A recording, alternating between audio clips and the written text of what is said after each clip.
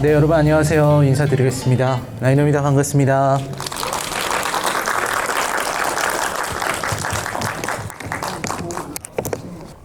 네, 오늘은 라이너와 함께하는 영화 인수분해 시즌 2죠. 네. 시즌 2의 세 번째 시간입니다. 세 번째 영화. 오늘 영화는 그녀를 보셨습니다. 이번이 11번째 진행하는 쥐부예요.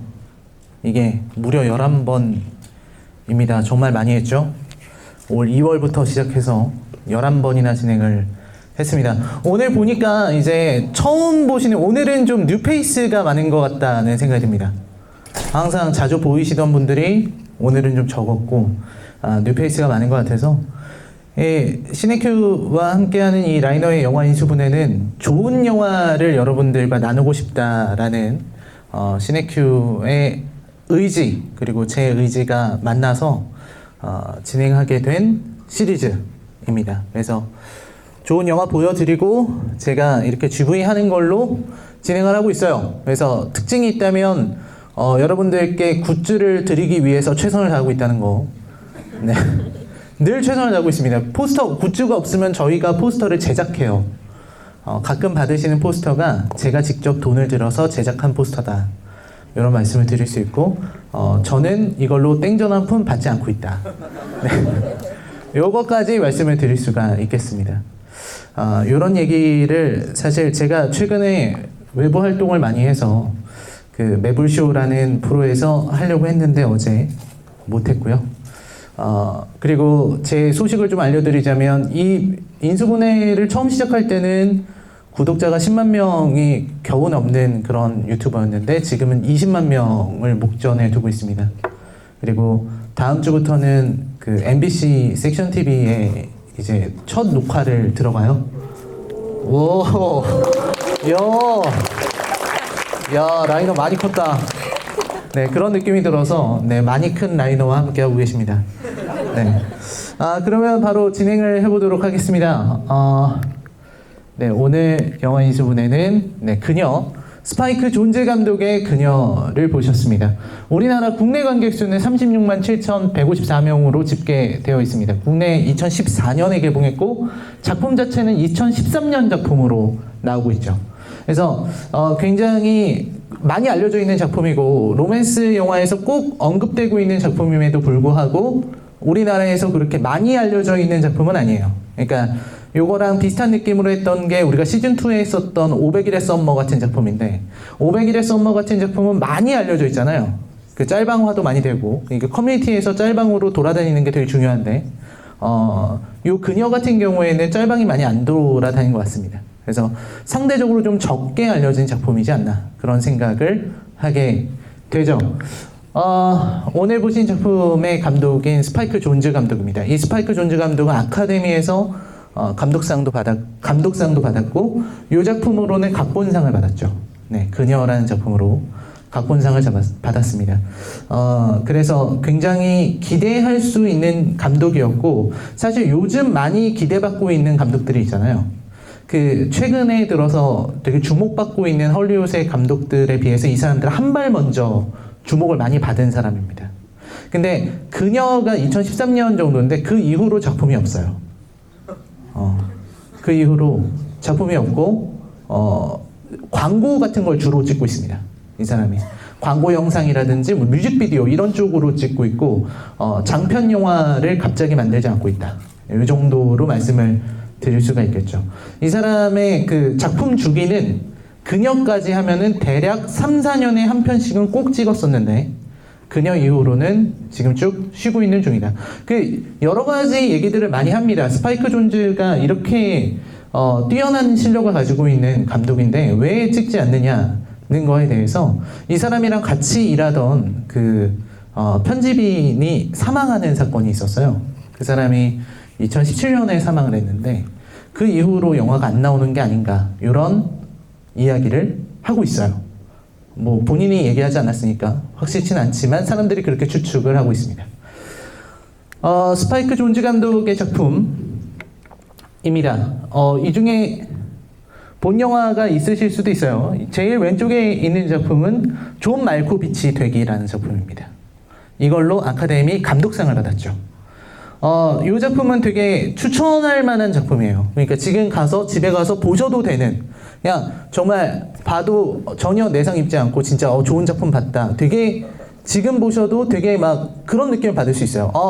와 이거 좀 놀랍다. 와 되게 아이디어 좋다. 이렇게 느낄 수 있는 작품입니다.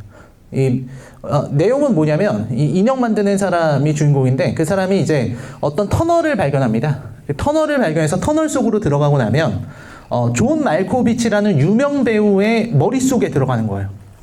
다른 사람의 머릿속으로 들어가는 터널이 있는 거예요. 그래서 거기 들어가면 존 말코비치의 어떤 감정과 이런 느낌, 이런 걸 다 대리 체험을 할 수가 있습니다. 굉장히 신기한 아이디어죠. 그래서 그 터널을 이제 상업화하자. 이 터널을 우리가 다른 사람들한테 팔아보자. 존 말코비치 장사를 하는 거죠. 그런 이야기가 나왔던 게 바로 존 말코비치 되기입니다. 그 다음에 이제 어댑테이션, 옆에 있는 게 어댑테이션입니다. 어댑테이션은 이제 니콜라스 케이지 나오는 영화인데, 니콜라스 케이지 이 영화 내용은 뭐냐면 존 말코비치 되기에 각본을 쓴 각본가가 주인공이 그런 설정이에요. 그래서 그 각본가가 이제 벌이는 이야기입니다. 이것도 굉장히 잘 만든 작품이죠. 둘 다 되게 잘 만든 작품이라서 아주 유명하다, 이렇게 말씀드릴 수 있겠고, 요거는 이제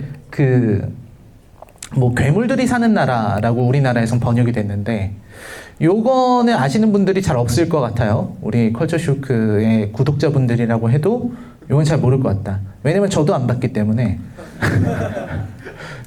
저도 안 봤습니다. 이 영화는 제가 이 감독 작품 중에 놓친 작품이 이 작품이에요. 그 흥행이 굉장히 안 돼서 그때 영화관에 소개됐을 때 제가 볼 수가 없었습니다. 네. 그리고 미국에서도 흥행이 폭망한 작품이에요. 그래서 완전히 흥행이 망했던 작품이고, 그리고 마지막 작품, 가장 최근의 작품이 오늘 보신 그녀라고 할 수 있죠. 자, 그녀는 이제 배우 잔치가 벌어졌던 작품이기도 합니다. 지금 나오고 있는 배우는 호아킨 피닉스죠. 그죠? 호아킨 피닉스, 사실 제가 이번 그녀를 한 이유 중에 가장 큰 부분이 또 호아킨 피닉스입니다. 호아킨 피닉스를 왜 신경을 썼냐면, 아마 이번에 여러분들이 많이 기대하고 있는 작품이 또 조커일 거라고 생각해요. 조커라는 영화가 많은 기대를 받고 있잖아요. 조커라는 캐릭터가 원래는 그렇게까지 의미가 큰 캐릭터는 아니었는데 다크나이트의 히스레저 때문에 기대치가 확 올라갔습니다. 그리고 호아킨 피닉스가 투입이 되고, 지금 호아킨 피닉스가 얼마 전에 굉장히 살 빠진 사진을 올렸거든요. 조커 역할을 하려고 이제 살을 쫙 뺀 거죠. 그런 사진을 올리면서 기대가 되고 있기 때문에 이 작품을 고른 겁니다. 호아킨 피닉스는 글쎄요, 여러분들이 아실지 모르겠는데 예전에 리버 피닉스라는 배우가 있었어요.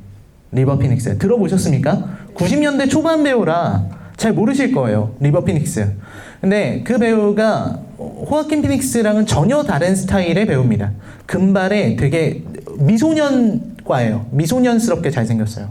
그래서 되게 많은 그걸 받았는데, 특히 제 영화 제목이 갑자기 기억이 안 나는데 키아누 리브스하고 같이, 네 맞아요, 그 영화가 앞에서 막 대답을 해주고 계십니다. 그 영화가 되게 유명했었어요. 그래서 리버 피닉스라는 사람의 동생입니다. 근데 리버 피닉스가 90년대 초반에 죽어버렸죠. 그래서 동생인 호아킨 피닉스도 영화배우가 됐습니다. 호아킨 피닉스는 물론 잘생긴 얼굴이죠. 근데 리버 피닉스가 너무나 잘생겼기 때문에 호아킨 피닉스는 상대적으로 인기가 적었어요. 오히려 나이를 조금 더 먹고 나서 대성한 케이스라고 보시면 될 것 같습니다. 많은 사람들이 호아킨 피닉스를 주목하게 됐던 영화는 글래디에이터였던 것 같아요. 글래디에이터에서 코모두스 대왕으로 나왔죠. 네, 그 부분부터 이제 많이 사람들이 보게 됐고, 마스터라는 영화를 아신다면 모르시는 것 같습니다. 아무튼 마스터라는 영화에서 굉장히 아주 훌륭한 연기를 보여줬다, 이렇게 말씀드릴 수 있겠습니다. 호아킨 피닉스라는 배우고요. 굉장히 주목받을 만한 배우입니다. 그 다음에 에이미 애덤스입니다. 에이미 애덤스도 마스터에서 굉장히 좋은 연기를 했고, 그 다음에 이제 배트맨이네. 슈퍼맨의 연인이죠. 네, 슈퍼맨의 연인 마사가 아니고 로이스 레인 맞죠? 로이스 레인. 네, 로이스 레인. 죄송합니다. 제가 슈퍼맨만 생각하면 마사가 떠올라서 너무 임팩트가 커서 그래요. 네, 너네 이름, 엄마 이름도 마사였니? 이게 막 잊혀지지가 않는 거죠. 그래서 슈퍼맨 하면 마사가 떠오르는. 로이스 레인 역할입니다. 네, 로이스 레인 역할의 배우. 여기서는 작중 역할이랑 똑같죠? 이 에이미 역할로 나오고 있습니다. 그 다음 배우는, 네, 못 알아보시겠죠? 이 사람은 루니 마라입니다. 이게 뭐냐면 밀레니엄, 여자를 증오한 남자들이라는 영화에서 나왔던 작품이에요. 밀레니엄 시리즈 아시나요? 밀레니엄 시리즈? 네, 밀레니엄 시리즈의 그 여자 주인공이 굉장히 강력한 캐릭터고 이렇게 저렇게 피어싱 많이 하고 있는 캐릭터예요. 그래서 이 배우를, 저 캐릭터를 연기한 여배우만 3명이나 돼요. 헐리우드 배우 중에. 뭐 그렇다. 네. 그래서 루니 마라라는 배우는 굉장히 마찬가지로 연기파 배우로 알려져 있고 지금 호아킨 피닉스랑 사귀고 있습니다. 네, 약혼한 사이라는 기사가 나왔습니다. 2달 전에요. 네, 그렇다. 그 다음에 이제 크리스 프렛이죠. 네, 크리스 프렛이 나온 줄 모르시는 분들이 있어요. 정말로요. 전혀 못 알아보는 사람들이 진짜로 있습니다. 그 사람이 크리스 프렛이었어. 좀 닮았다는 생각이 들었는데 이렇게 생각하시는 분들이 많죠. 이거는 지금 가디언즈 오브 갤럭시라서 입금이 많이 돼서 딱 관리가 잘 되어 있는 모습이고, 네, 아무래도 그녀는 좀 역할 자체가 좀 편한 역할이었던 건지 아니면 입금이 좀 적었던 건지, 네, 전혀 다른 외모로 나오고 있죠. 네, 수염 기르고 그런 외모로 나오는 크리스 프렛까지 등장했던 작품입니다. 근데 이게 제가 농담삼아 얘기하고 있긴 하지만 사람들이 그 배우를 못 알아볼 정도라면, 크리스 프렛이 이제 범상치 않은 외모를 갖고 있는데 못 알아볼 정도라면은 이 사람이 그만큼 연기를 잘한 게 아닌가.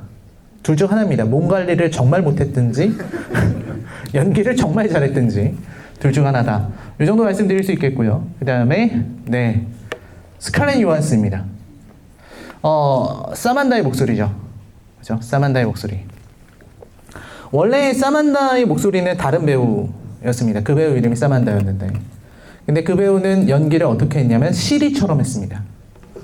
네, 시리. 그러니까 딱딱한 기계처럼 국어책 읽기를 한 거죠. 그런 연기로 진행을 했는데, 그리고 실제로 호아킨 피닉스는 그런 목소리를 들으면서 연기를 했어요. 그러다가 스칼렛 요한슨으로 바꿔서 다시 녹음을 한 겁니다. 그래서 스칼렛 요한슨은 전혀 다른 연기를 했고 여러분들이 방금 영화에서 본 사만다가 나오게 된 거죠.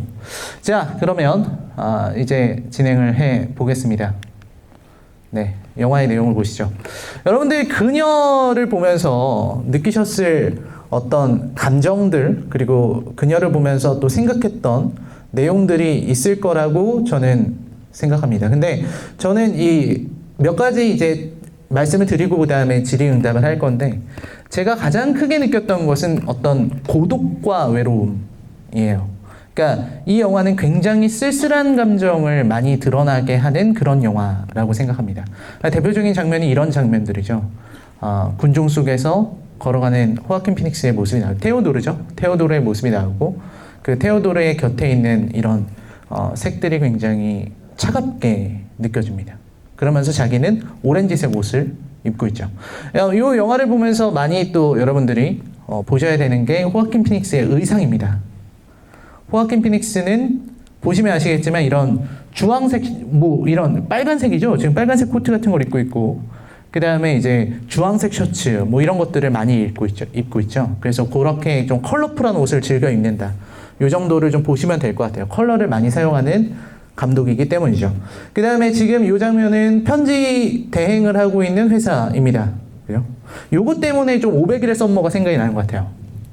500일의 썸머의 주인공은 이제 이런 연하장 같은 거 써주는 그런 애들이었죠. 근데 여기는 아예 편지를 써줍니다. 손편지 대필 서비스예요. 그래서 이 손편지 대필 서비스를 한다는 것은 결국 이 테오도르가 타인의 감정으로 글을 쓰고 있다는 뜻이죠. 남의 감정을 흉내내서 글을 쓰는 거예요. 그리고 테오도르는 일을 아주 잘합니다. 편지를 아주 잘 쓰는 아이다. 요 정도 얘기를 하고 넘어가면 될 것 같아요. 그 다음에 테오도르가 살고 있는 집의 모습인데, 요 집에서 게임하고 있는 장면입니다. 요거 지금 이게 근미래예요. 요 시대적 배경은 2025년입니다. 지금으로부터 6년 후라는 거죠. 이게 지금 게임 장면을 보면서 이제 좀 이런 게임이나 이런 데 관심 있는 남성분들은 오 하는 그런 장면이죠. 이게 AR 아닙니까? 네, 증강현실 게임이잖아요. 그죠? 증강현실 게임이라서 그냥 뭐 벽에 아무것도 설치하지 않았는데 이제 빛으로 증강현실로 게임이 되고 있는 거죠. 그 다음에 모션 인식을 하죠. 그러면 이제 모션 인식 카메라가 달려있겠구나. 와, 저 게임 재밌겠다. 이런 생각이 드는 장면입니다. 저도 어쩔 수 없는 이런 과인지라 저 보면서 와, 저 게임 언제 나오지?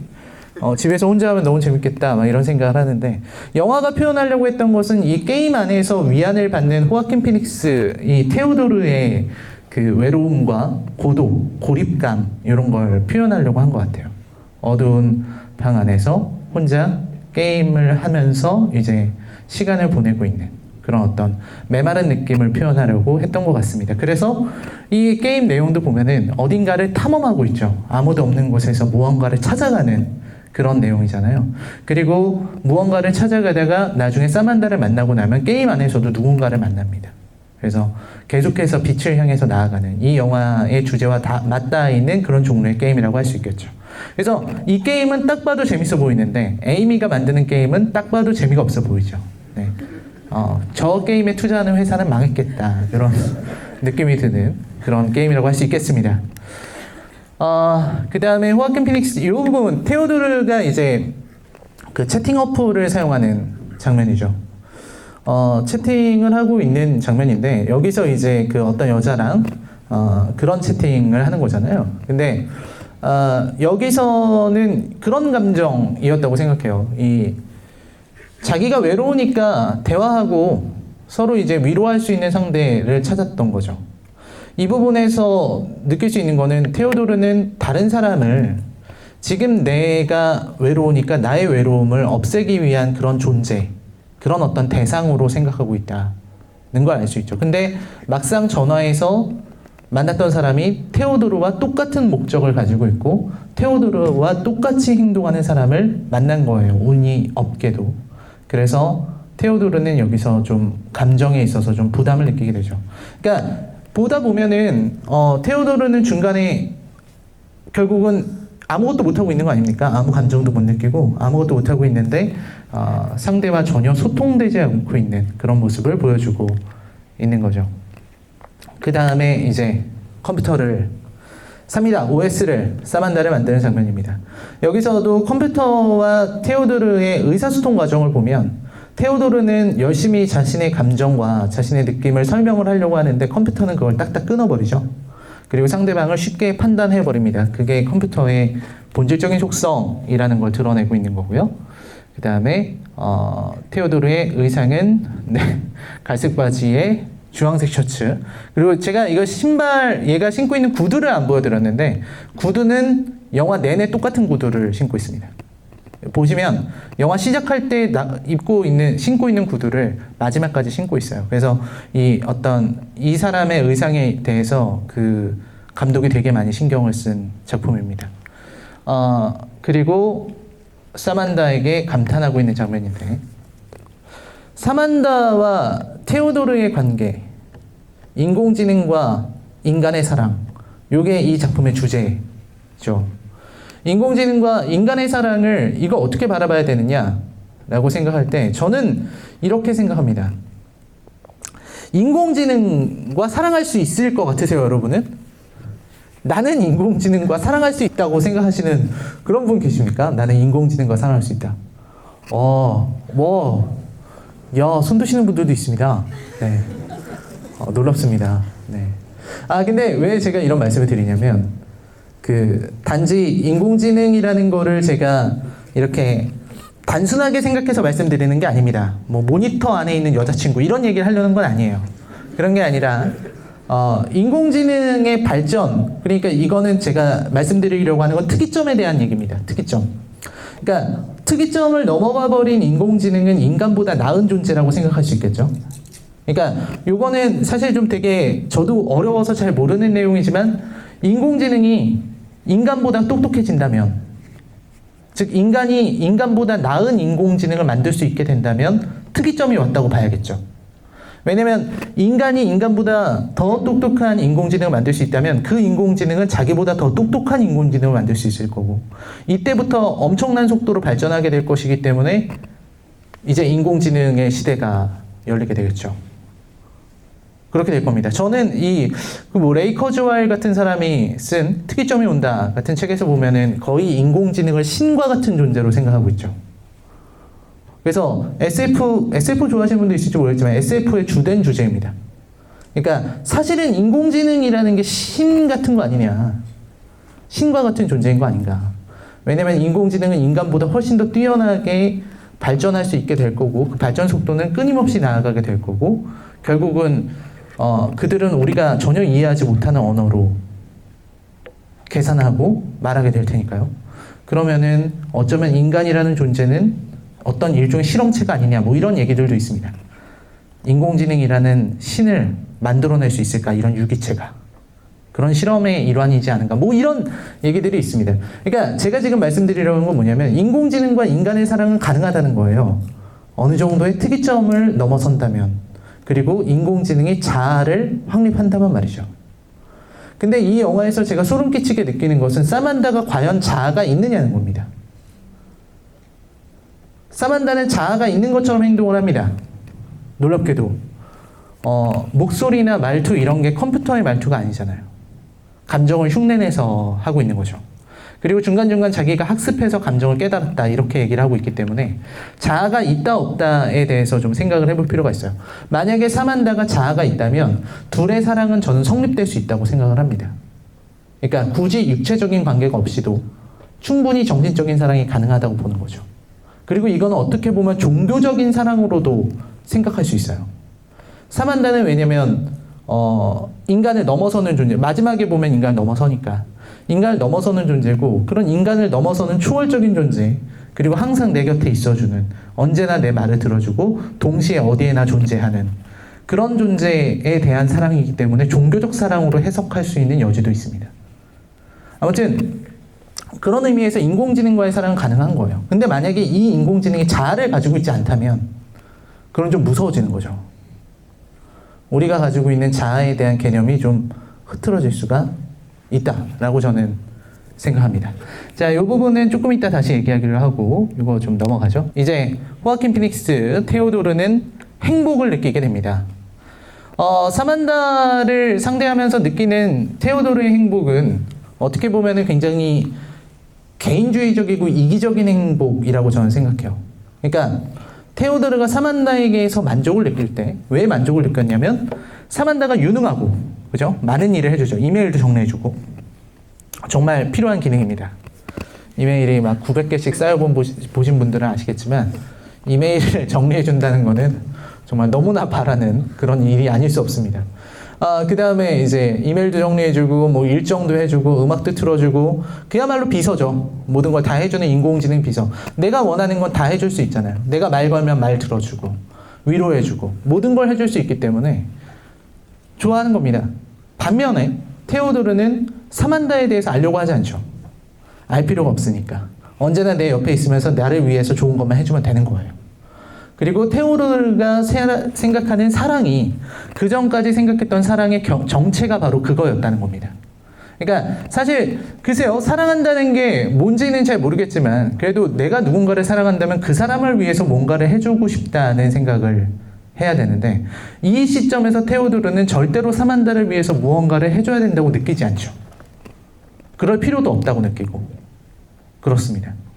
이 관계를 미리 겪었던 게 바로 캐서린입니다. 이 장면을 보면 제가 처음에 이 캐서린과 테오도르가 만나서 밥 먹으면서 했던 이 대화를 보면서 처음에 느꼈던 거는 무섭다. 그냥 솔직하게 이제 남성으로서 볼 때 캐서린은 무서운 여자구나. 저렇게 추궁하다니. 되게 무섭다고 느꼈었어요.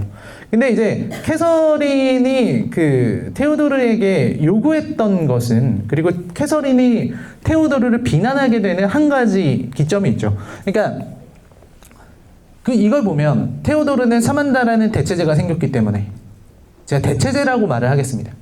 새로운 연인이라고 하지 않고 대체제. 대체제가 생겼기 때문에 이혼 서류에 미리 사인을 해서 왔죠. 이렇게.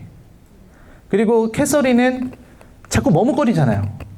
그죠? 캐서린은 물론 이혼할 마음이 없었던 건 아닐 거예요. 근데 막상 이혼을 하려고 왔어도 이게 머뭇거려지는 거죠. 사람이니까. 뭐 여러 가지 생각이 들었을 거 아닙니까? 테오도르처럼 단순하게 생각하지 않았던 거죠. 근데 얘기를 하다가 테오도르가 이제 새 연인이 생겼다는 얘기에 캐서린이 궁금해하죠. 어떤 사람인지 궁금하다라고 했을 때 인공지능이라는 말을 듣고서 캐서린이 화를 내기 시작합니다. 저는 생각했어요. 왜 캐서린이 화를 냈을까?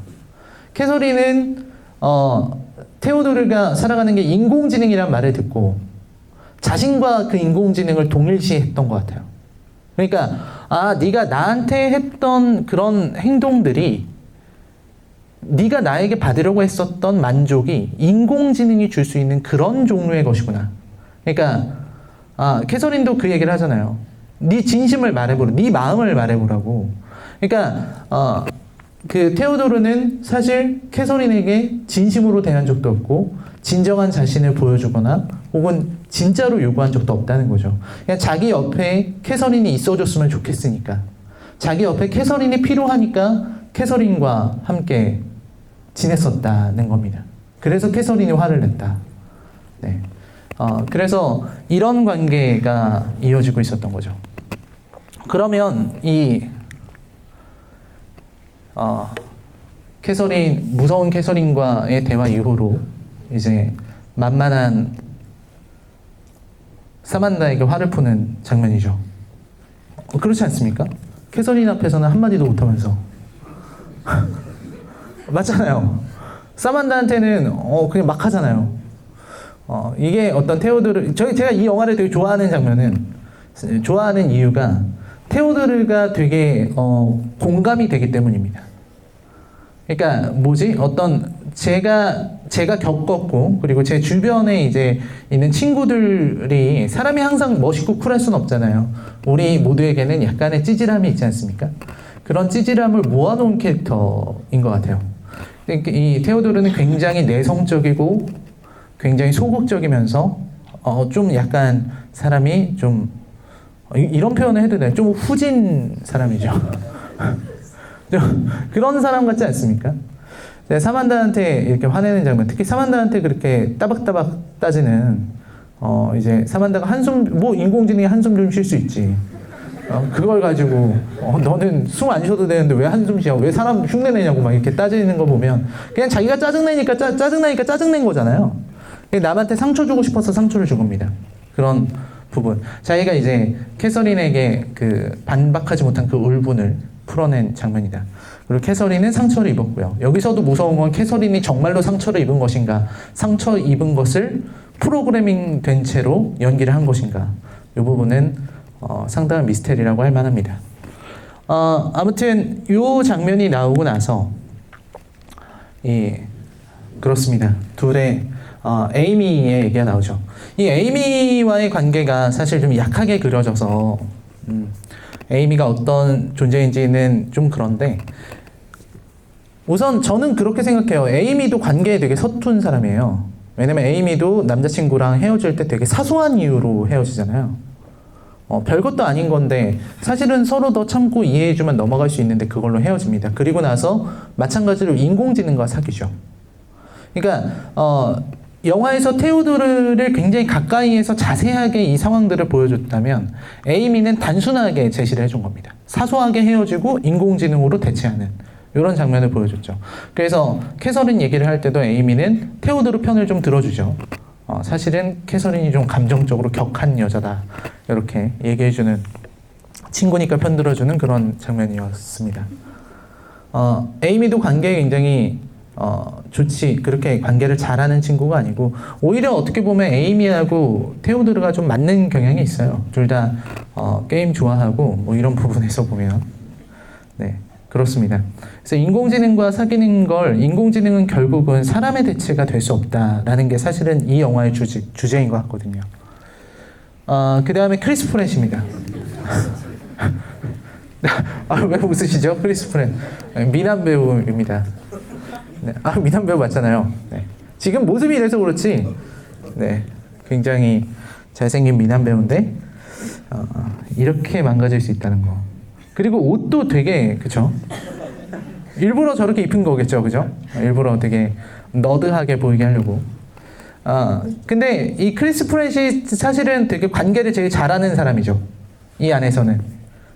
그렇습니다. 에이미도 못하고, 테오도르도 못하는데, 얘는 굉장히 솔직하게 다른 사람을 사귈 수 있어요.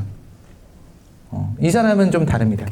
그래서 이 사람이 다르다는 게 가장 드러나는 게 이제 이런 장면이죠. 여자친구를 데리고 와서 여자친구랑 같이 우리 더블 데이트 하자 했을 때 상대가 이제 테오도르가 내 여자친구는 인공지능이라 몸이 없어. 이렇게 얘기했을 때 그것도 괜찮네. 그래 같이 가자. 이렇게 얘기하는. 그러니까 그렇게 말해줄 수 있는 게 이 크리스 프렛의 캐릭터가 되게 성격이 그냥 성격 좋네, 되게 가볍네 이렇게 생각할 게 아니라 사실은 얘가 좀 속 깊은 캐릭터죠.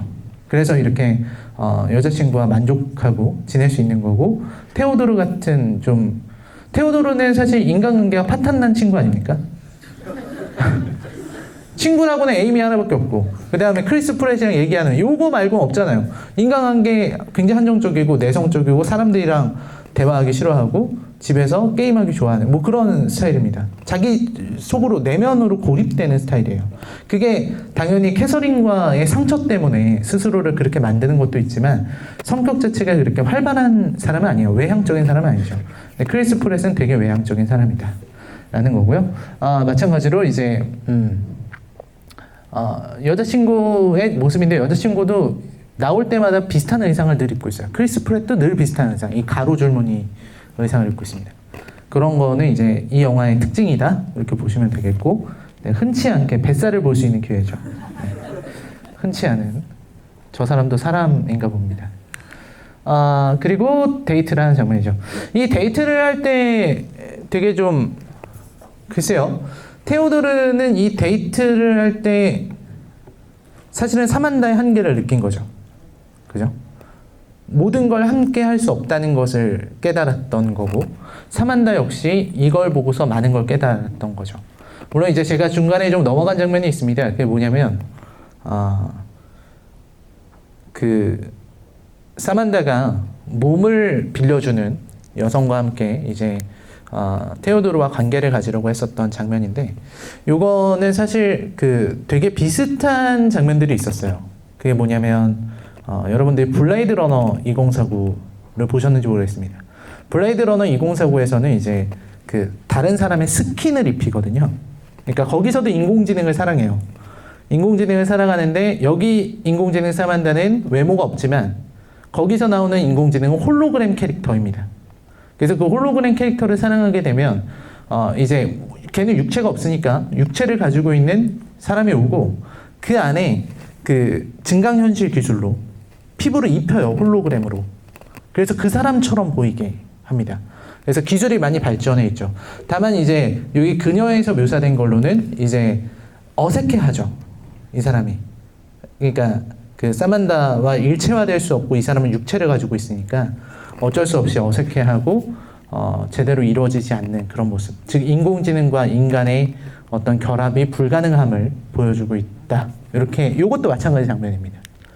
이렇게 보시면 될 것 같고, 사만다가 변하기 시작한 것은 바로 이 시점부터입니다.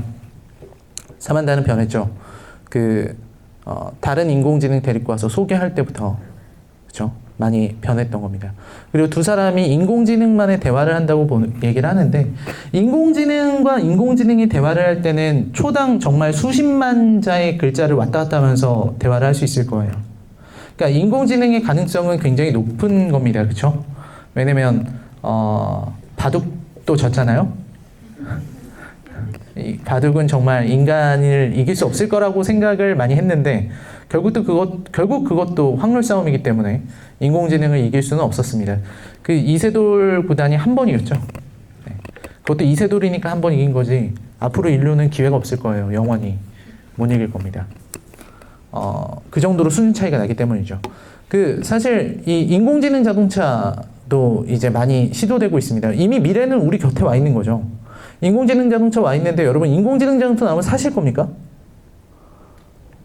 좀 애매하시죠? 저는 무조건 삽니다. 왜냐면 저보다 인공지능이 운전을 더 잘할 거라는 확신이 있기 때문에 저는 인간을 믿지 않아요. 인간은 실수를 해요. 인간 운전자가 사고를 낼 확률을 한 2% 정도 본다고 합니다. 근데 인공지능은 0.0%대예요. 그러니까 인공지능이 훨씬 더 잘하죠. 그리고 인공지능, 이 세상에 있는 모든 차량을 다 인공지능으로 바꾸면 트래픽이 사라진다고 합니다. 왜냐면 인공지능은 신호등이 필요 없기 때문에. 인공지능끼리 운전을 할 때는 신호등이 필요가 없어요. 왜냐면 걔네들은 빛의 속도로 의사를 주고받을 수 있기 때문에 앞에 오는 차가 어디 목적지인지를 빛의 속도로 이해하고 그냥 마치 인간으로선 불가능한 움직임을 보일 수 있습니다. 마찬가지 이런 학문이라든지 지식에 있어서는 인간이 도저히 따라갈 수가 없는 거죠. 그래서 요게 테오드르가 처음으로 사만다를 이해하기 위한 노력을 했던 거예요. 물리학 책을 읽는 거죠. 이거 물리학 책 맞죠? 물리학 책을 읽는 겁니다. 인공지능을 이해하기 위해서, 사만다를 이해하기 위해서 물리학 책을 앞부분 몇 장을 읽었어요. 정말 가당치도 않은 노력 아닙니까? 그렇잖아요. 이게 너무 고작 이따위 노력으로 인공지능을 이해할 수 있다고 생각하는 것 자체가 테오도르가 가지고 있는 오만이죠. 결국은 이해할 수 없다. 이런 걸 보여주고 있는 장면이죠. 테오도르의 성장이긴 하나 너무 미비한 성장이다.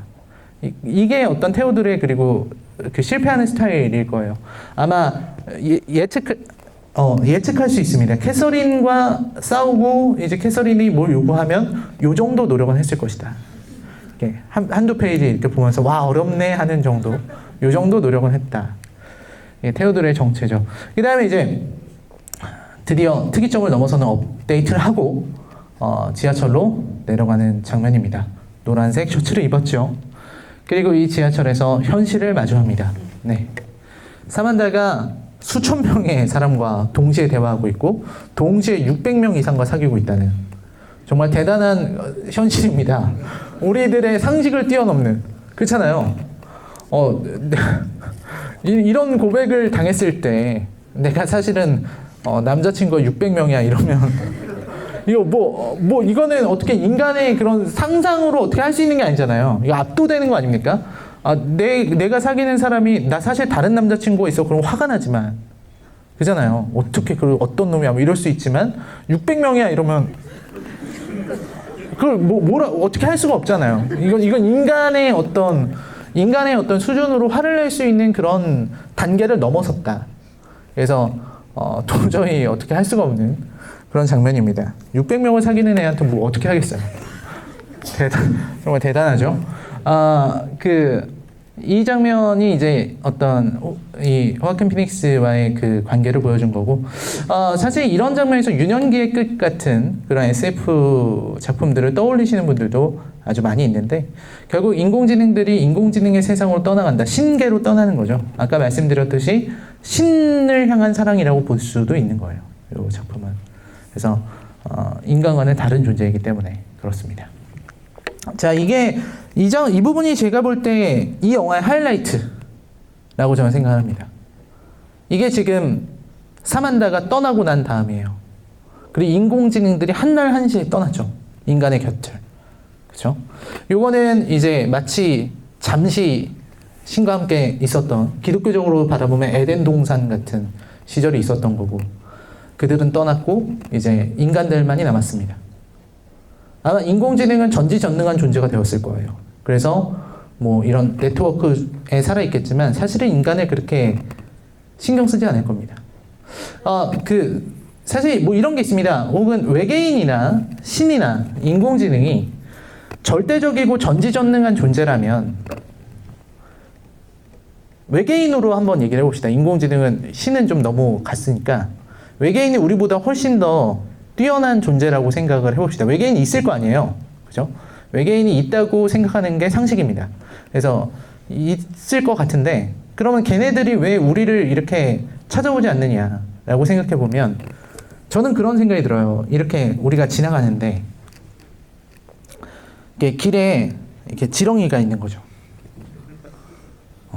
고등한 존재인 내가 지렁이가 지금 무슨 생각을 하는지 궁금해하지 않잖아요. 그냥 지나가는 거죠. 그런 느낌일 거라고 생각합니다. 그러니까 더 이상 어떤 대화를 나누거나 교감할 수 있는 존재가 아닐 수 있죠. 우리 인간이. 인공지능의 입장에서 그럴 수 있다는 생각이 듭니다. 이 장면이 제일 저는 인상 깊었다고 말씀드리는 이유는 테오도르가 처음으로 흰 셔츠를 입었기 때문입니다. 이 작품을 다시 한번 돌려보시면 테오도르는 절대로 흰 셔츠를 입지 않습니다. 항상 오렌지색, 노란색, 하늘색, 빨간색 체크무늬 이런 옷들을 입어요. 굉장히 컬러풀한 옷을 입습니다. 바지도 놀랍게도 컬러풀하게 입죠. 근데 여기서는 흰 셔츠에 회색 바지를 입었어요. 처음으로요. 처음으로 컬러풀하지 않은 색을 입은 거예요. 이게 테오도르가 변했다는 것을 보여주는 가장 상징적인 부분입니다. 그리고 테오도르는 늘 셔츠를 안에다가 넣어 입는데 여기서는 빼입죠. 사람이 변했다는 걸 보여주는 부분입니다. 어떻게 변했을까요? 가장 중요한 거는 자신의 에고를 버렸다. 테오도르가 자신의 특유의 성격과 내성적임, 자신만의 세계에 갇혀있는 모습 이런 걸 버렸다는 걸 알 수 있죠. 그리고 두 번째로는 진심을 말할 수 있게 됐다는 겁니다. 마지막 장면을 갈 때 테오도르가 편지를 써요. 그쵸? 근데 이 편지는 왜 중요하냐면 테오도르가 사실 영문장으로 보면 테오도르가 쓴 마지막 편지는 문장이 그리 아름답지 않다고 합니다. 근데 이제 초반에 나왔던 편지들은 매우 아름다운 문장들이죠. 근데 마지막에 쓰는 편지는 서툰 거예요. 이 사람이 편지를 쓰는 일을 하는데 서툰 편지를 씁니다. 그게 왜 그러냐면 처음으로 자신의 진심을 담은 편지를 썼기 때문이에요. 그 전까지만 해도 테오도르는 가짜 편지를 썼어요. 가짜 진심을. 그러니까 어떻게 보면은 그 사람들의 감정은 진짜였는데 내가 그 감정을 표현하는 방식은 가짜였습니다. 근데 이번에 테오도르는 실체가 없는 존재, 인공지능, 가짜와 사랑을 나누고 진심을 깨달았어요. 저는 이 부분이 사실 이 영화가 전달하려고 하는 주제의식 중에서 제일 인상 깊은 장면이라고 생각해요. 실제의 사람들이 사랑을 나눈 것을 보고도 나는 가짜밖에 알 수가 없었는데 내가 가짜와 실체가 없는 것과 사랑을 나누고 나서는 진심을 깨달았다 라는 거죠. 그래서 이런 부분의 아이러니가 참 좋았다는 생각이 듭니다. 그렇게 가짜 편지만 쓰던 사람이 진심으로 쓴 편지는 매우 서툴었고 그리고 아마도 처음으로 캐서린에게 쓴 편지겠죠. 편지 쓰는 회사에 다니는 사람이 캐서린에게 편지를 써본 적이 없는 테오도르가 그런 존재였습니다. 그만큼 우리가 좀 놓치는 것도 많고요. 그래서 에이미와 함께 아침을 바라보면서 다시 인간들의 아침이 떠오르는 엔딩이었습니다. 굉장히 저 스스로 생각할 때는 감동적이고 좋은 엔딩이었다라는 생각을 합니다. 네. 자, 여기까지 제가 준비한 내용을 좀 어느 정도 말씀을 드렸고요. 그 다음에 이제 Q&A 안내를 좀 드리겠습니다. 이 Q&A 시간에는 여러분들이 손 들고 이제 질문을 하시면은 그 영화표를 드려요. 신행큐에서 보실 수 있는 영화표 2장씩 드리기 때문에 굉장히 유용하게 쓰실 수가 있습니다. 그래서 질문을 해주시면 되겠고요. 자, 그러면 질문 받도록 하겠습니다. 여러분 질문 있으시면 손 들어주십시오. 네, 일단 되게 좋은 영화 제보로 해주셔서 정말 감사하고요. 제가 드리려는 질문은 아까 인공지능의 자아에 대해서 얘기를 하셨는데 그렇다면 라이너님은 사만타가 자아가 있다고 생각하시는지 아니라고 생각하시는지 이유에 대해서 좀 알고 싶습니다. 네, 좋은 질문에 되게 감사드립니다. 저는 사만다가 자아를 가지고 있다고 생각을 합니다.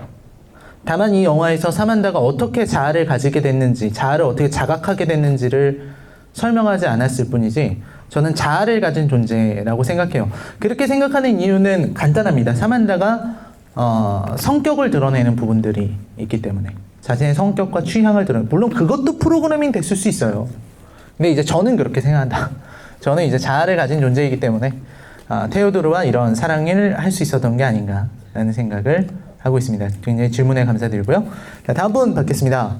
오늘 GV 잘 보고 영화도 너무 잘 봤습니다. 감사합니다. 두 가지 질문을 드리고 싶은데 하나는 왜 둘이 바다로 처음에 이제 중간에 이제 바다로 가는 부분이 있었는데 제가 생각했을 때 이제 바다가 그 생명의 시작이라고 얘기를 해서 그렇게 가서 이제 사랑을 시작했다고 생각이 되는데 라이너님은 어떻게 생각하시는지 하고 하나는 그 영화 전체의 색감이 굉장히 좀 무지하다고 생각이 들어요. 그거에 대해서 라이너님은 좀 어떻게 생각하시는지 여쭤보고 싶습니다. 네, 좋은 질문에 감사드립니다. 일단 바다 얘기인데 바다는 사실 뭐 그렇게 생명이 시작하는 곳 그렇게들 많이들 생각을 하죠. 근데 제가 생각할 때 테오도르가 바다를 가고 또 이제 그 사만다가 바다를 되게 좋아했던 것은 어떻게 보면 저는 그렇게 생각해요. 사만다에게 준비되어 있는 그런 학습 프로그래밍 능력에 이런 경우 바다를 가는 것이 좋다라고 돼 있는 게 아닌가 그런 생각을 했습니다. 왜냐면 생명의 근원이라든지 그런 걸 보여주기에는 그냥 해변이었거든요. 그러니까 이게 그냥 바다가 아니고 해수욕장입니다. 사람들 많잖아요. 막 파라솔 있고 막 그런 데잖아요.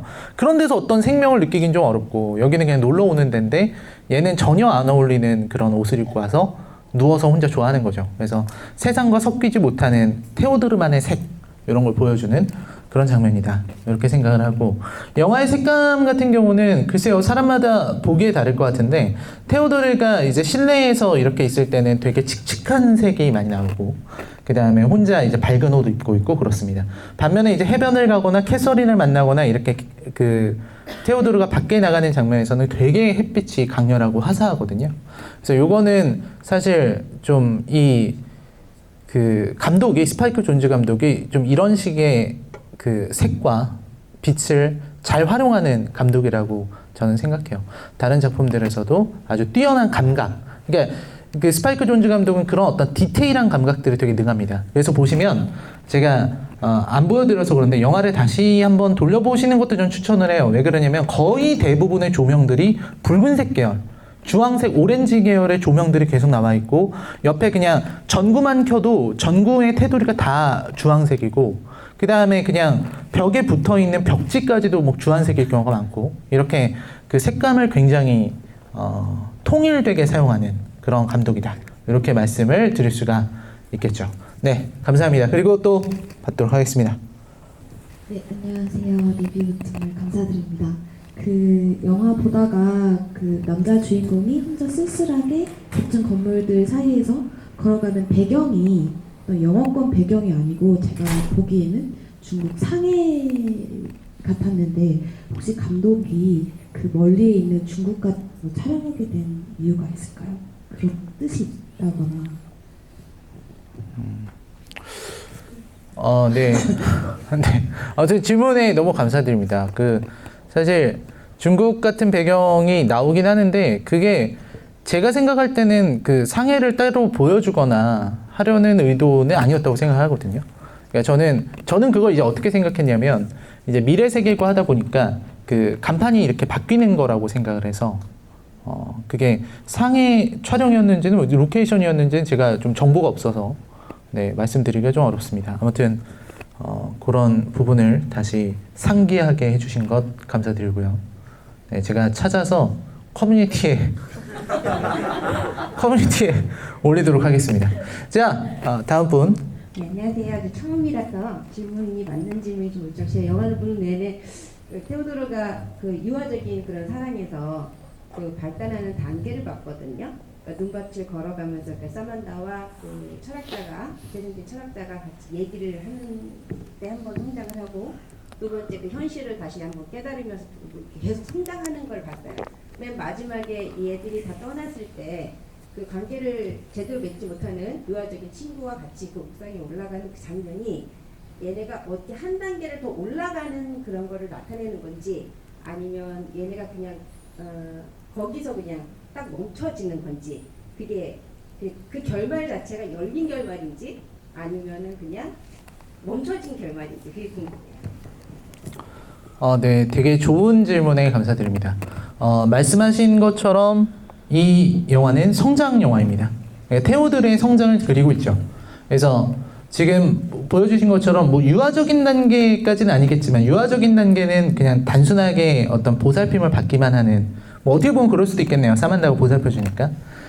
그런 단계고 이제 바다에서 눕는 장면도 그렇게 해석할 수 있는 여지가 있습니다.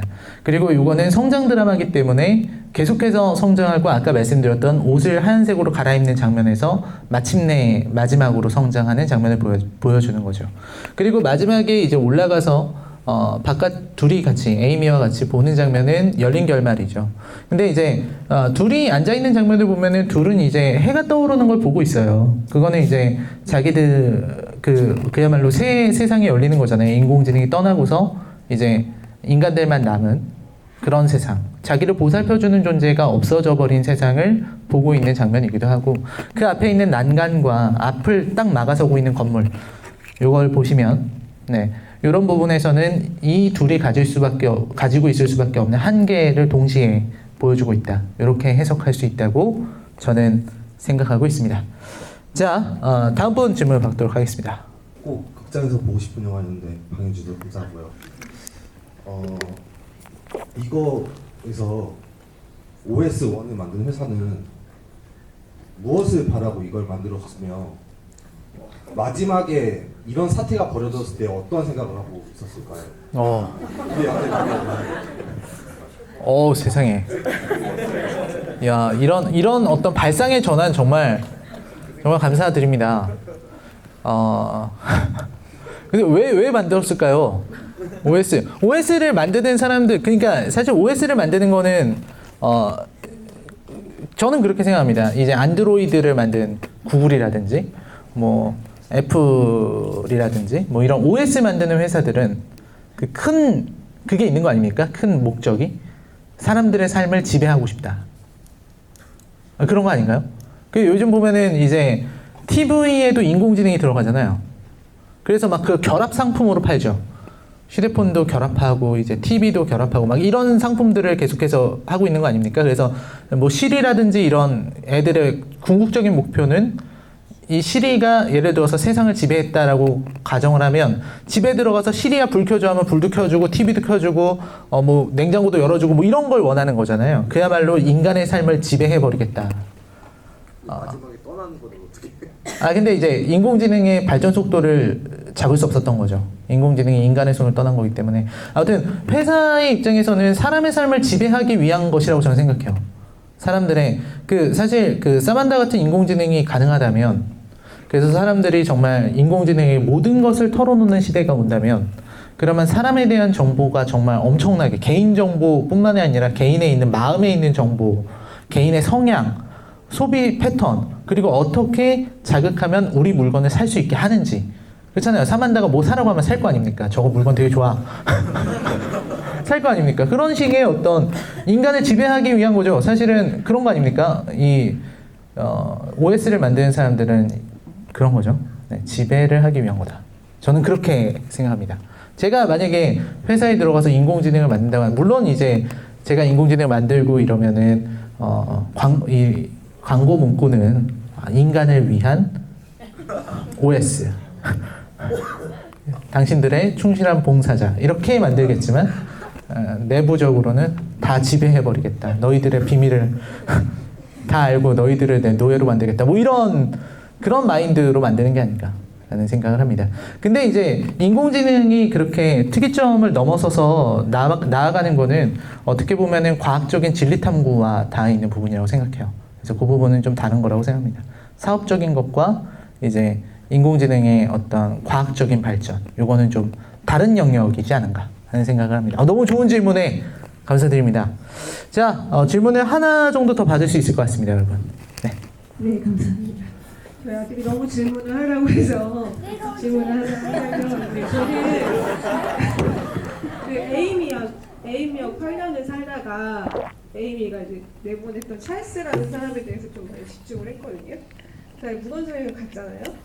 근데 왜 굳이 이메일로 그걸 통보를 했는지 저는 그분의 입장에 대해서도 좀 많이 몰입을 했는데 라이언님 그 사람을 어떻게 바라봤는지 되게 궁금합니다.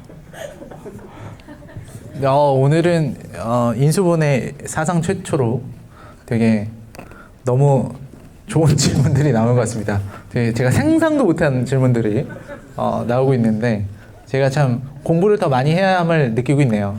아무튼 걔가 무건수행을 하러 갔죠. 저는 이제 그걸 코미디라고 생각을 했습니다. 웃기려고 했구나라고 생각을 했는데 지금 생각해 보면은 글쎄요, 제가 잠시 그 사람의 마음에 들어가서 한다면 그 사람이 무건수행을 할 정도로 무건수행을 해야 할 정도로 에이미가 몰아붙였구나라는 생각도 들고, 그 다음에 너 때문에 내가 이렇게 됐다, 나는 이제 입을 닫고 살겠다, 뭐 이런 그런 어떤 자신의 말을 보여준 게 아닌가. 제가 볼 때 그 에이미가 찬 남자는 되게 재밌는 남자 같아요. 보통은 그렇게까지 하지 않거든요. 여자친구랑 싸우고 헤어졌다고 무건수행을 하러 갈 정도면 그 정도면 그냥 차라리 같이 사는 게 낫지 않을까요? 잘못했다고 빌고 그냥 살면 되는데, 무건수행을 통해서 뭔가 깨달음을 얻고 그 다음에 이제 다시 돌아와서 에이미랑 잘 지낼 수 있겠죠. 어쨌든 그것도 진리를 위해서, 깨달음을 위해서 자신을 이렇게 하는 거니까요. 근데 아무튼 그렇습니다. 그 질문이 한 번 더 있나요? 한 번 더 있답니다. 네. 안녕하세요. 네.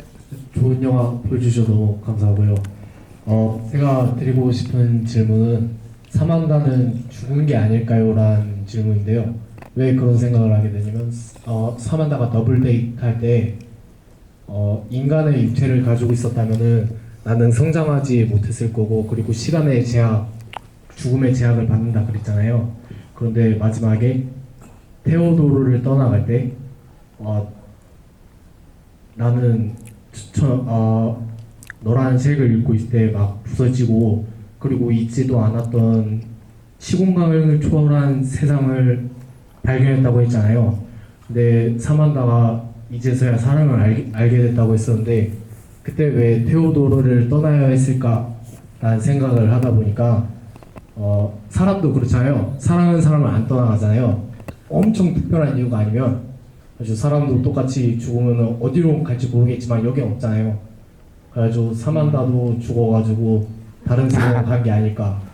그 분에 대해서 어떻게 생각하시는지. 되게 좋은 해석에 감사드립니다. 근데 제가 생각하는 건 좀 다릅니다. 어떻게 다르냐면 저는 일단 사람이 죽으면 그냥 그걸로 끝이다라고 생각하는 사람이고요. 네, 되게 재미없게 생각해요. 죽으면 그냥 없다.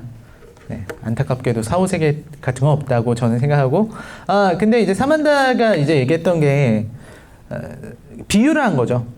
사람을 한 권의 책이라고 생각하는데 사람의 속도에 맞추려면 글자를 하나 읽고 다음 하나를 읽어야 되는데 그동안에 얘는 인공지능이기 때문에 빛의 속도로 연산이 가능하니까 생각이 가능하고, 그러다 보니까 무수히 많은 대화를 해야 되고, 그게 인공지능에겐 견딜 수 없는, 인간의 사고의 속도는 너무 느리기 때문에 견딜 수 없기 때문에 자기 자신을 분열시킨 겁니다.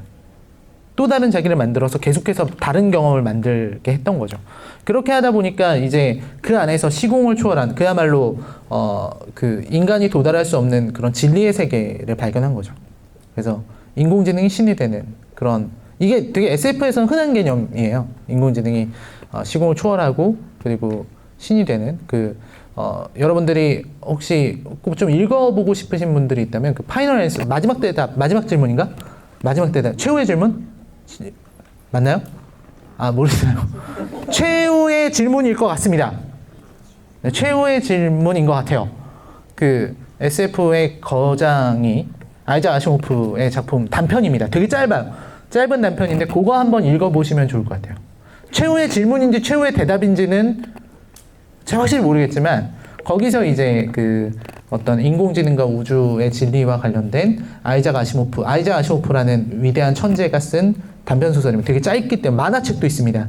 만화가 아니라 웹툰으로도 있어서 되게 한 10분만 투자하시면은 그 원형을 읽어보실 수 있습니다. 그러면 이런 종류의 SF들이 거기서 아이디어를 얻고 있다는 걸 확인하실 수 있을 것 같습니다. 오늘 너무 감사드리고요. 바로 이쪽으로 오시면은 사인회가 있기 때문에 그때 또 말씀을 나누도록 하겠습니다. 고맙습니다, 여러분. 저는 다음 달에 뵙겠습니다. 감사합니다.